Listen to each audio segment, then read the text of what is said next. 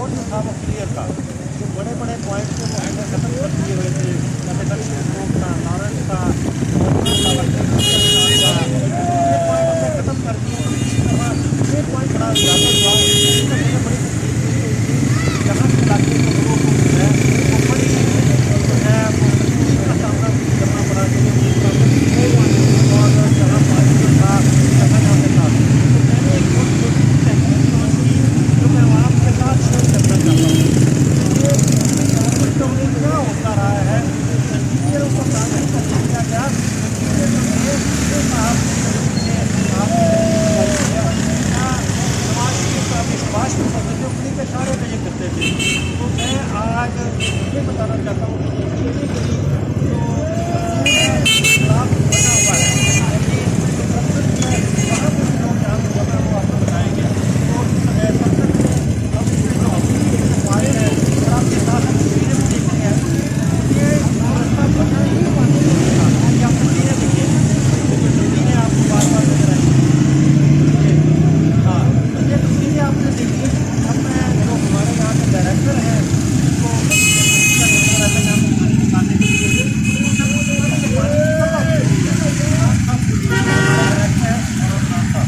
बंद कर दे। Hello, फारूकगंज culvert जो है, ये इसकी तस्वीर भी हमने शेख इम्तियाज़ साहब को पेश की हैं पुरानी। यहाँ पर एक बरसाती नाला होता था रेलवे लाइन के नीचे। ये अंग्रेज़ दौर का 1921 में या जब ये ट्रैक बना तो उस वक़्त की ये जैसे रेलवे लाइनों के नीचे गंदे पानी के निकास के लिए, बाकी भी आप कई जगहों पर नोट करेंगे, छोटे नाले कोई 6 फुट ऊंचा, कोई 7 फुट ऊंचा बने होते हैं। ये सबसे समझ लें कि डीप पॉइंट है, सबसे गहरा पॉइंट है। तो यहाँ पे ये इसको ट्रैफिक के लिए डिज़ाइन कर दिया गया कि यहाँ से ट्रैफिक गुजारा करेंगे। अब वो जहाँ पर गंदे पानी ने पहुँचना होता है, वो जब बारिश होती है हैवी इंटेंसिटी के साथ, तो वो मिनटों के अंदर यहाँ पर पानी भर जाता है और विद इन 5 to 10 मिनट्स ये नाला जो है, क्योंकि ये नाला है, यहाँ पानी ने पहुँचना है तेज़ी से सबसे निचली जगह पे, तो ये भर जाता है। अब इसकी निकासी के लिए जब टीपा ने इसको डिज़ाइन किया तो इसकी निकासी के लिए पहली तो बात ये कि जो ड्रेनें छोड़ी, उन ड्रेनों के साथ जो आपने देखी होंगी अभी फुटपाथों के नीचे, वो बिल्कुल 2-2, 2.5 इंच ऊंची वर्टिकल ग्रेटिंग लगा दी। अब वो वर्टिकल ग्रेटिंग बिल्कुल पानी बहुत कम लेती है, उस पर एक लिफाफा भी आ जाए तो बंद हो जाती है, छोटी छोटी बिल्कुल। अभी हमने जो है वो ये महसूस किया कि इसकी सफाई के लिए भी कोई ओपनिंग्स नहीं है, बंदा जब उसके यहाँ पर साफ़ नहीं कर सकता। तो यहाँ पर एक तो 2 बोटलनेक तो ये हैं कि पानी सबसे नीची जगह पे होने की वजह से बड़ी जल्दी पहुँचता है। फिर उसके बाद उस पानी को कैलकुलेट, उसका जो एरिया है, उसका जो सरफेस एरिया है जहाँ से बारिशी पानी बनता है, जनरेट होता है बारिश में, और सरफेस रन ऑफ यहाँ पहुँचता है, तो उसकी कैलकुलेशन होनी चाहिए थी। यहाँ पर 100 क्यूसिक पानी पहुँच रहा है और ऊपर 3.5 क्यूसिक के पंप लगे हुए हैं। तो वो बेसिकली यहाँ पर पानी खड़ा होने की एक वजह ये भी है। अब अगर उसको दूसरा ये है कि जो 3.5 क्यूसिक के ऊपर पंप लगे हैं, जो यहाँ डिस्पोजल बना हुआ है छोटा पंप स्टेशन, उसके ऊपर यानी जो पंप लगे हैं उनके आगे जो पाइप है जिसके अंदर उन पंपों ने पानी फेंकना है, उसको फोर्स मेन कहते हैं, वो भी 10 इंच का है। अब एक जगह 100 क्यूसिक पानी या 90 क्यूसिक पानी जनरेट हो रहा है, वहाँ पर आप 3 क्यूसिक लेने की कैपेसिटी का सिस्टम लगा देंगे तो जाहिर है वो 8 से 10 घंटे यहाँ पे लग जाते हैं, इन रूटीन लग जाते हैं। और एक आध बार इससे ज़्यादा लगे, पंप खराब हो गए, छोटे सबमर्सिबल पंप लगे हुए जिनमें फ़ौरन टका भी आ जाता है, तो उनमें लिफाफा भी कुछ चला जाए तो वो बंद कर देता है, तो उस वजह से ये प्रॉब्लम हुई। अभी दूसरी बोटलनेक ये है कि जो पाइप, अगर आप यहाँ सोचें कि हम पाइप बड़े लगाते हैं पाइप, तो आगे जो पाइप जो लगा हुआ है वो 10 इंच का सिर्फ लगा हुआ है, उस पर उसकी अपनी कैपेसिटी 4-5 क्यूसिक है लेने की, तो उस पर आप 40 क्यूसिक के पंप लगा देंगे तो वो पाइप ने तो उतना ही पानी लेना है। उसके आगे ये किया कि जो एंड वाले हमारा जैसे नाले तक जाता है, वासा के डिस्पोजल जो है, इको रोड कलवट है, उसका बहुत 1-1.5 किलोमीटर दूर जाके पानी हम फेंक रहे हैं। इन्होंने उसके जो कुआं उसमें बना हुआ है इको रोड के पास, यहाँ से तकरीबन वो कोई 1700 फुट है, इन्होंने पाइप ले जाके उस कुएं में फेंक दिया, यानी डबल पंपिंग। एक बार हम यहाँ बिजली का बिल दे रहे हैं इस पानी को निकालने का, एक बार वो पानी हमारे पीको रोड पे जा रहा है, उसका भी एक वो उसकी अपनी कैपेसिटी है, वहाँ पर 20-22 क्यूसेक के पंप लगे हुए हैं। अब वहाँ पर इसको मजीद फेंक देंगे तो वहाँ पर ज़्यादा हमें पंपिंग चाहिए हो, आगे उसकी भी फोर्स मेन जो है वो बड़ी करनी पड़ेगी। तो इसलिए इसका हल यही है कि ये अपना फोर्स मेन डाल के इसको एंड तक 1.5 किलोमीटर तक दिया जाए। लेकिन अब जाहिर है वो बरसात का मौसम शुरू हो गया, तो हमने कुछ इम्प्रूवमेंट्स किए और शेख साहब आपको बताया। और फारूकगंज कलवर्ट जो है ये एक्चुअली ये अंग्रेज़ दौर में जब ये रेलवे ट्रैक बना था तो उस वक़्त ये गंदे पानी के निकास का एक नाला था। ये एक कलवर्ट थी जो आम तौर पे रेलवे लाइनों के नीचे आप बाकी भी इलाकों में देखते होंगे। तो basically it was not meant for traffic के लिए ये नहीं थी। ये आप देख रहे हैं ये 6 फुट ऊंची, और इसकी तस्वीरें भी अपने शेख साहब को पहले प्रोवाइड कर दी हैं, शेख इम्तियाज़ साहब को, ये हमारे मोहतरम वीसी हैं। अभी इसमें प्लान किया गया कि एक डबल बे जो है वो ट्रैफिक के लिए एक आप समझ लें कलवर्ट बना दी जाएगी, जिसको ट्रैफिक के लिए इस्तेमाल किया जाएगा और एक तरह का वो अंडरपास बन जाएगा। तो बेसिकली अब सारे इलाके का पानी ये क्योंकि बिल्कुल नीची जगह है, तो यहाँ जो पानी सरफेस रन ऑफ बारिशी पानी जो सरफेस के ऊपर जनरेट होता है वो बड़ी तेज़ी से आप यूँ समझिए कि चंद मिनटों में इसको भर देता है। क्योंकि बेसिकली ये अंग्रेज़ दौर में ये एक नाला था और नालों में पानी बड़ी तेज़ी से पहुँचता है, इसीलिए वो रेन वाटर ड्रेन या रेन वाटर ड्रेनेज सिस्टम कहा जाता है। अब सूरत हाल यहाँ पर ये है कि जब ये बना दिया गया तो इसमें आप देख रहे हैं फुटपाथ के नीचे छोटी ग्रेडिंग यार तस्वीरें ट्रीट करके। आज सबसे पहले तो मैं शेख इम्तियाज़ साहब का बड़ा मुश्किल हूँ कि यहाँ पे ये आए हैं हमारे हाल में, इन्होंने और इसकी बड़ी बड़ी मशवारे हैं, नए दिल से ये शुरू हुआ जी। मैं यहाँ पे बताना ये चाह रहा हूँ कि ये प्रोजेक्ट शुरू हुआ था 2017 में, और ये प्रोजेक्ट सिर्फ और सिर्फ जो यहाँ के मुकामी MNA थे और जो नीचे उनके अहलकार थे सिर्फ उनकी जेबें गर्म करने के लिए था।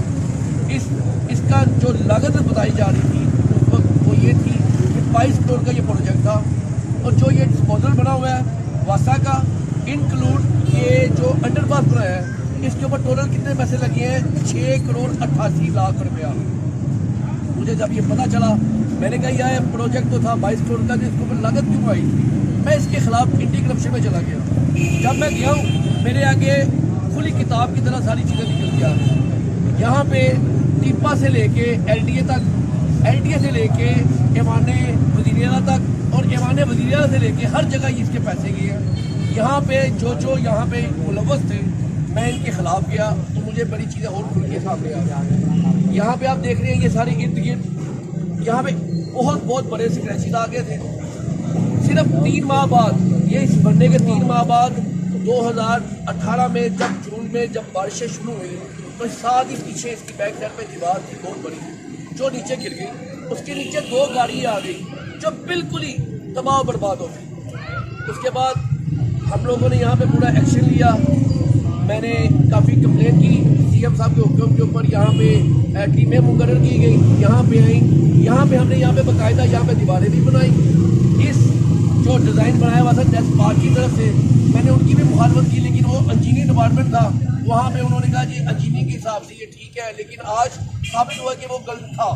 उसमें जो बंदे मुलव्वस थे उसको बिल्कुल कैमरे जाम पे पहुँचाना चाहिए। वो वहाँ पे क्या होता है जी कि हमारे साथ बातचीत चलती है कि जी ये टोटल रिपेयरिंग हो गई। ये जितना भी आप अंडरपास देख रहे हैं यहाँ पे बहुत बड़े स्क्रैचेज आ गए थे, जिसकी बाकायदा अच्छे तरीके से पुटिंग की और बाकायदा इसको कंक्रीट से दीवारें करने के बाद इसको इर्द गिर्द अच्छे तरीके से पैचेस लगा के इसको रिमूव किया गया।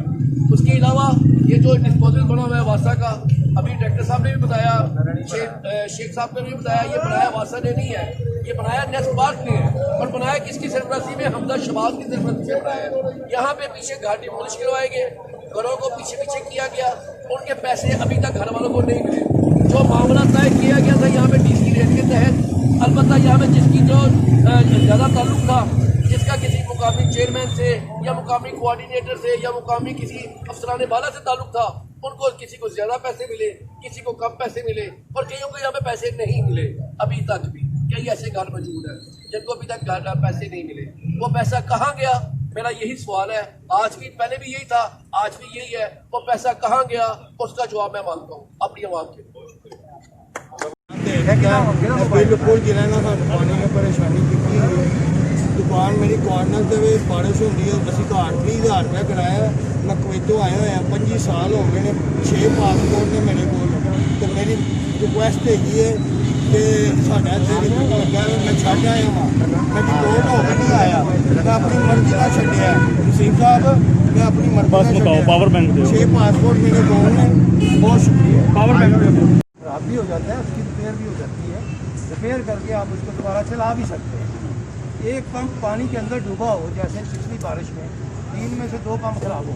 यानी यहाँ पे शॉपर बैग जाने नहीं चाहिए थे, वो स्क्रीन हो के अंदर जाते ताकि वो सबमर्सिबल पंप जो है। स्क्रीन सर पीछे लगी हुई है, लेकिन अब वो 4 ये तो पुरानी बातें तो हम छोड़ दें अब, क्योंकि हमने लोगों को अगले से ज़्यादा नहीं देना।